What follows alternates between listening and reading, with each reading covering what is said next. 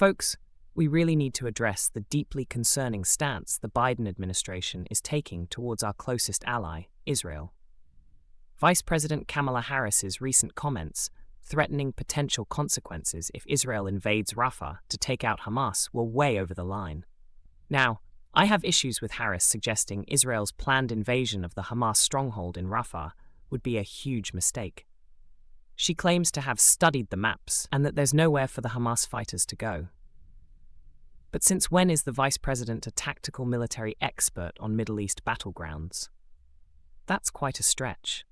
What this administration seems to be signaling is that they want Israel to allow Hamas to survive rather than defeat them once and for all. It's an appalling position that amounts to turning our backs on a loyal, democratic ally that has unfailingly supported America in that volatile region. Harris and President Biden appear more preoccupied with not offending the anti-Israel factions in their political base than upholding American security interests.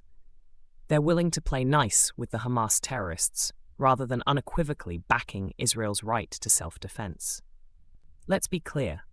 Hamas are despicable radicals responsible for the reprehensible October 7th attack that killed over 1,200 innocent people and took 250 more hostage.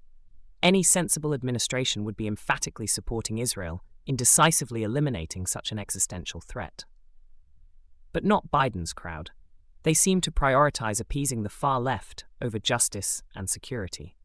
How can they possibly justify threatening consequences against a steadfast democratic partner like Israel, merely for defending itself and its people? The Hamas militants festering in Rafah must be neutralized, and if Washington lacks the fortitude to approve that mission, Israel has no choice but to proceed alone. Thank goodness Israeli PM Netanyahu still understands that expelling Hamas from Rafah is pivotal to achieving victory over the terrorist menace. He has made it crystal clear that Israel will invade whether America sanctions it or not, because rational leaders recognize you cannot negotiate or compromise with terrorists. This disturbing lack of resolve from Biden and Harris is just another demoralizing example of American strength being decimated on the global stage. The more we distance ourselves from loyal allies like Israel, while going soft on belligerent foes, the more emboldened adversaries become to subvert our interests. It's a disastrous path that enormously jeopardizes our security.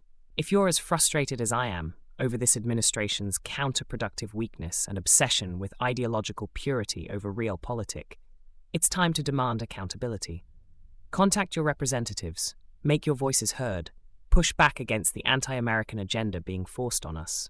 We cannot allow Israel to be thrown under the bus like this, nor these inept ideologues to endanger our safety by coddling terrorists. This trajectory of American foreign policy is incredibly dark and damaging. But take heart, patriots, a course correction is coming. The Biden agenda will inevitably be rectified, and robust leadership prioritizing military strength and resolute support for allies over hostile actors will be restored to the White House.